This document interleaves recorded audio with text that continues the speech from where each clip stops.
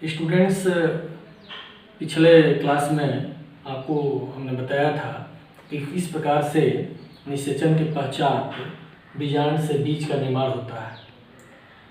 यह बीज जो होते हैं, यह बीज आप देखेंगे कि जब फल से प्राप्त होते हैं तो इनको कुछ समय तक स्टोर करके रखा जाता है और उसके बाद फिर इनको सीड को बोया जाता है तो ये अंकुरित होते हैं।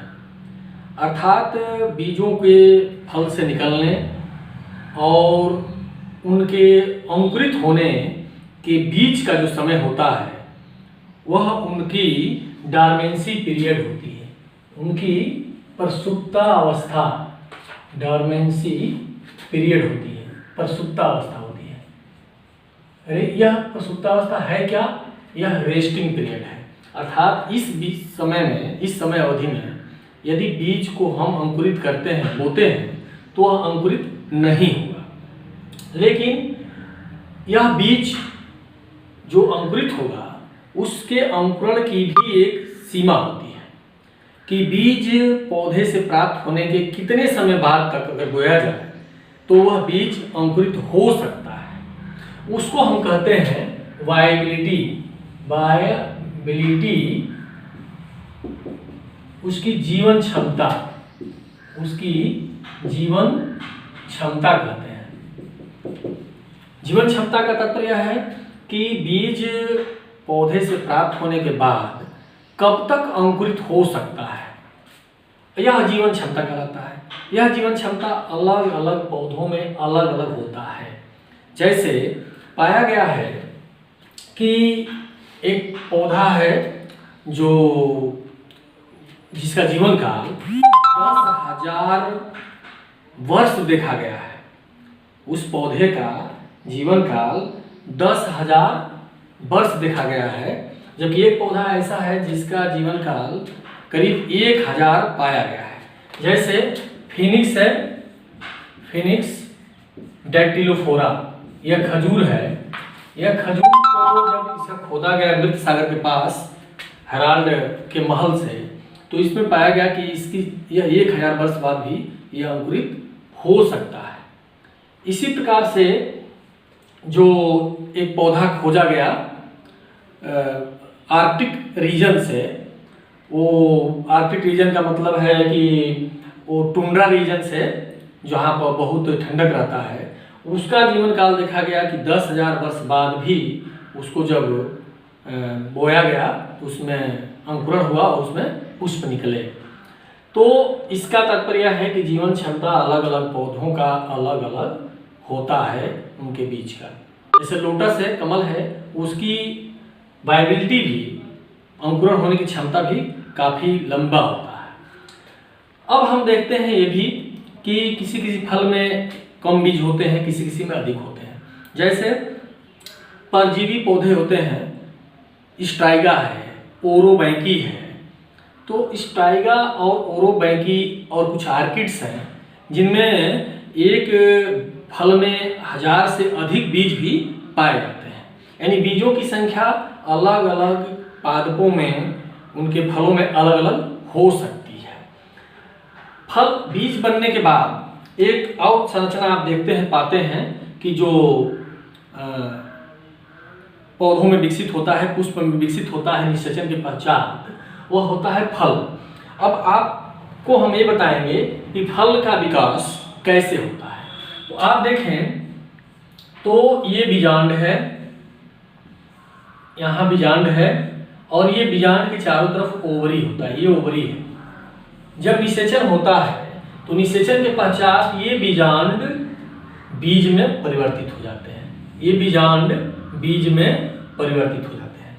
लेकिन जो ओवरी है, यह ओवरी इस बीजांड बीज के चारों तरफ, ये हुआ सीड जो बीजांड से विकसित हुआ, और ये इसके चारों तरफ जो ये लेयर आप देख रहे हैं, यह होता है फ्रूट। और फ्रूट को कहते हैं पेरिकार्प, फल भित्ति। तो यह फल भित्ति का विकास इस ओवरी से होता है निषेचन के पश्चात। इस फल भित्ति में देखेंगे 3 लेयर होता है। सबसे बाहर की तरफ पेरिकार्प, इपिकार्प, ये एपिकार्प है, वाही फल भित्ति है। बीच में मीसोकार्प, यह मध्य फलभिति है, और अंदर की तरफ इंडोकार्प, यह अंतः फलभिति है, और तीनों को मिलाकर के ये फलभिति होता है। तो ये फल का विकास निषेचन के पश्चात ओवरी से होता है। ऐसा भी पाते हैं हम कि कई फल ऐसे होते हैं जिनका विकास ओवरी से न होकर इसके अलावा अन्य भाग से भी होता है।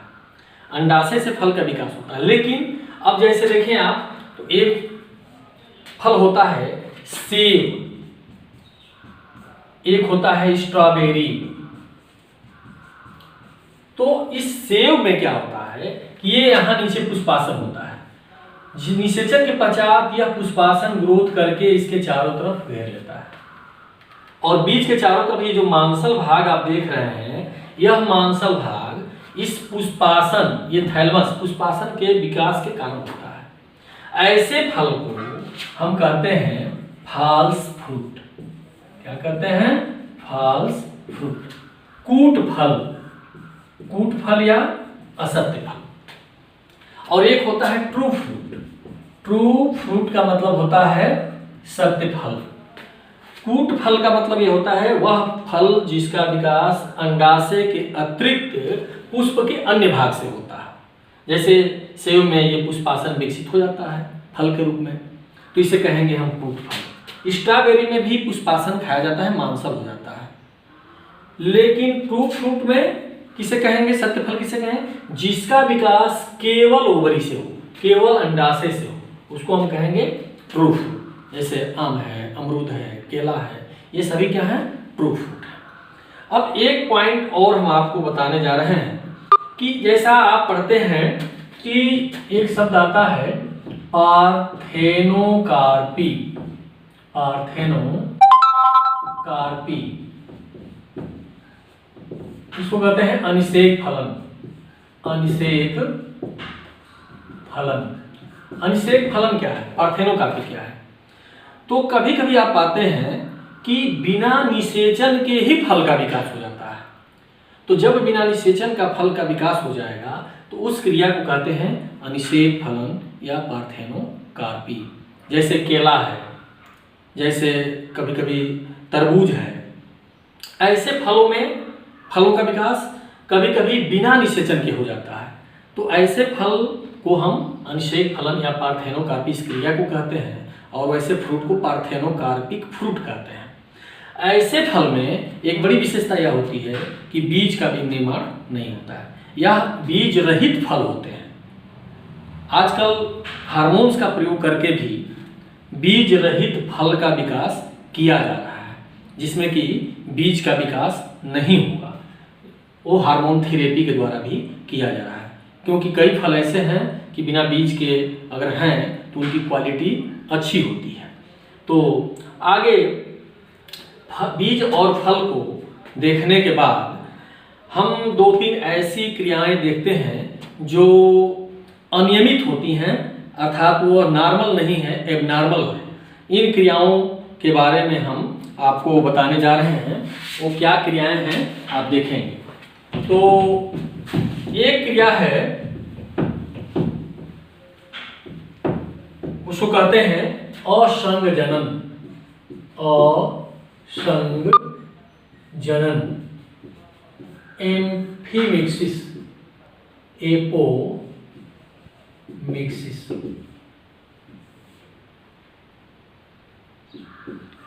एपोमिक्सिस क्या है? तो दो शब्द आता है, एक है एपोमिक्सिस और एक है एम्फीमिक्सिस। एम्फीमिक्सिस, जो एम्फीमिक्सिस है इसको आप पढ़ चुके हैं, जो सामान्य लैंगिक जनन होता है जिसमें दो क्रियाएं होती हैं, सीनगैमी और मियासिस डिवीजन। मियासिस, सीनगैमी का मतलब संयुग्मन और मियासिस का मतलब अर्धसूत्री विभाजन। तो ये दोनों क्रियाएं सामान्य लैंगिक जनन की आवश्यक क्रियाएं हैं। तो जिनमें दो युग्मक बनते हैं, दोनों आपस में जुड़ते हैं, यानी संयुग्मन होता है, और जिनमें मियासिस डिवीजन होता है गैमेट फॉर्मेशन के समय, इन दोनों क्रियाएं जब होती हैं तो उसको एम्फीमिक्सिस कहते हैं, उभय मिश्रण कहते हैं। और एक एपोमिक्सिस होता है जिसको असंयोजन कहते हैं। असंयोजन का मतलब कि इसमें भ्रूण का विकास बिना संयुग्मन और अर्धसूत्री का होगा, डिवीजन का होगा, अर्थात यह एक प्रकार का अलैंगिक जनन ही है। लैंगिक जनन का प्रतिस्थापन है, अलैंगिक जनन ही है। अब यह असंयोजन कैसे हो सकता है, आप देखें तो आप जानते हैं कि ये है आपका भ्रूणकोश, और ये भ्रूणकोश होता है बीजांड के, ये बीजांड है। तो लैंगिक जनन में निषेचन क्रिया होती है, सूत्री विभाजन के द्वारा ये एक और बनते हैं। लेकिन आप पाएंगे असंयोजन में कि कभी कभी भ्रूण का विकास इस इंटेगुमेंट, ये इंटेगुमेंट है और यह है अध्यावरण न्यूसेलस बीजांडकाय। तो इस बीजांडकाय या न्यूसेलस और इस इंटेगुमेंट या अध्यावरण के द्वारा भी कभी कभी भ्रूण का विकास हो जाता है। तो ऐसा भ्रूण जो विकसित होगा इससे वो द्विगुणित होगा, इसमें कहीं सिंगैमी नहीं है, कहीं अर्धसूत्री विभाजन नहीं है।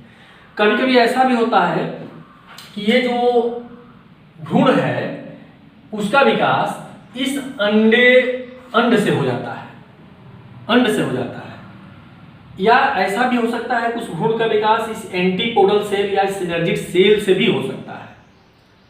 तो एंटीपोडल सेल से होगा या अंड से होगा या सिनर्जिस से होगा, तो इस तरह का जो विकास होगा वह अगुणित पौधा होगा। लेकिन जो इससे विकास होगा इंटेगुमेंट से या न्यूसेलस से, वो द्विगुणित होगा। लेकिन इन दोनों कंडीशन में यह अर्धसूत्री और संयुग्मन की क्रिया नहीं होगी। कभी कभी क्या होता है, यह भ्रूणकोश जो विकसित होता है वह स्पोर मदर सेल जो होती है, मेगा स्पोर मदर सेल, गुरु बीजांड मातृकोश का, उसमें बिना अर्धसूत्री के विभाजन इसका विकास हो जाता है। और इससे जब विकसित होता है भ्रूण तो द्विगुणित होता है।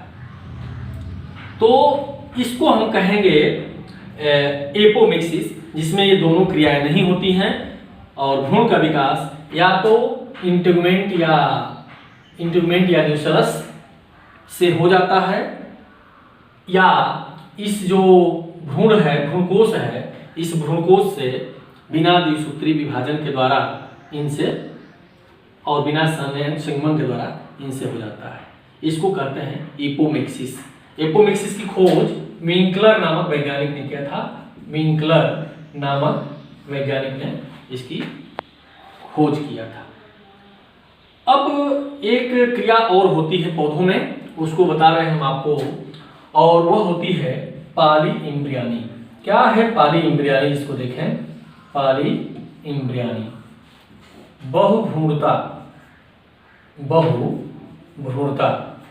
तो नाम से ही क्लियर है कि ऐसे बीज जिसमें एक से अधिक भ्रूण पाए जाते हैं बहुभ्रूणता कहलाता है। जैसे आप पाएंगे कि संतरा है, नींबू है, आम है, इनमें बहुभ्रूणता काफी मात्रा में पाई जाती है। तो ये बहुभ्रूणता जो होती है क्यों होती है, तो इसके 3-4 कारण हैं। एक कारण यह है कि जो आपका ये बीजांड है तो इसमें पाएंगे आप कि कभी कभी भ्रूण का विकास, ये जो भ्रूणकोश है, इम्ब्रियोस है, किसी किसी पौधे में इम्ब्रियोस है एक से अधिक होते हैं, और एक से अधिक होंगे तो एक से अधिक भ्रूण का विकास होगा। इसको कहेंगे सरल बहुभ्रूणता। इसको कहेंगे सरल बहुभ्रूणता, जिसमें एक ही बीजांड में कई भ्रूणकोश पाए जाते हैं। दूसरा क्या है कि कभी कभी मिक्स्ड पॉलीइम्ब्रियनी होता है। मिक्स्ड पॉलीइम्ब्रियनी यानी मिश्रित बहुभ्रूणता। इसका मतलब क्या होता है कि भ्रूण का विकास इसमें ऐसे होता है कि ये जो भ्रूणकोश है वो भ्रूणकोश का ये अंड जो होता है, एग होता है, उससे तो भ्रूण बनेगा ही। इसके अलावा जो सिनर्जिट कोशिका होती है और जो एंटीपोडल सेल होती है, ये एंटीपोडल सेल और सिनर्जिट सेल भी भ्रूण का विकास करती है। तो इसको कहते हैं मिश्रित बहुभ्रूणता। और तीसरी बहुभ्रूणता यह होती है कि कभी कभी जो भ्रूण होता है, जब ये जाइगोट बनता है निषेचन के पश्चात, तो जाइगोट में विभाजन के फलस्वरूप ये कोशिकाएं बनती हैं और बाद में चलकर क्या होता है कि यह कोशिका दो कोशिकाओं में बन गई और ये दोनों बंटने के बाद दो भ्रूण में विकसित हो गया अलग अलग। तो इस तरह की भ्रूणता को कहते हैं क्लीवेज पॉलीम्ब्री, यानी विदलन बहुभ्रूणता। अर्थात जाइगोट एक बनेगा, इसमें जब विभाजन की प्रक्रिया शुरू होगी तो दो अलग अलग कोशिकाएं बन जाएंगी और दोनों दो भ्रूण का विकास करेगी। तो बंटने के कारण हो रहा है तो इसको विदलन बहुभ्रूणता कहते हैं।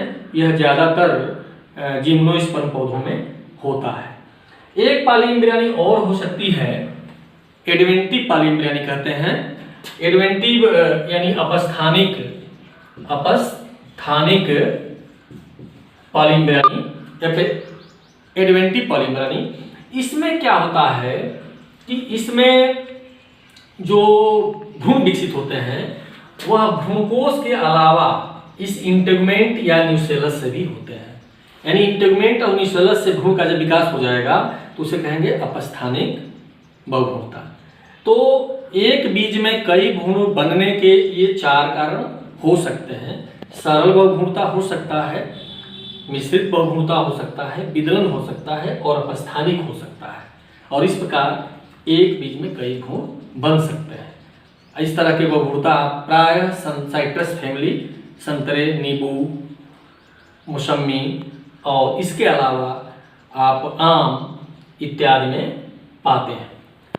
एक जो और बिंदु हम आपको बताना चाहते हैं, तो अभी आपको हमने असंग जनन बताया। तो असंग जनन के द्वारा जो बीज विकसित होते हैं उनमें अर्धसूत्री और संलग्न नहीं होता है। तो जब हम संकर बीज बनाते हैं और संकर बीज का उपयोग करते हैं खेती में, तो उसमें अगर हम लैंगिक जनन के द्वारा संकर बीज बनाते हैं तो एक सीजन में उसको बोते हैं तो वह बड़ा अच्छा उत्पादन देता है।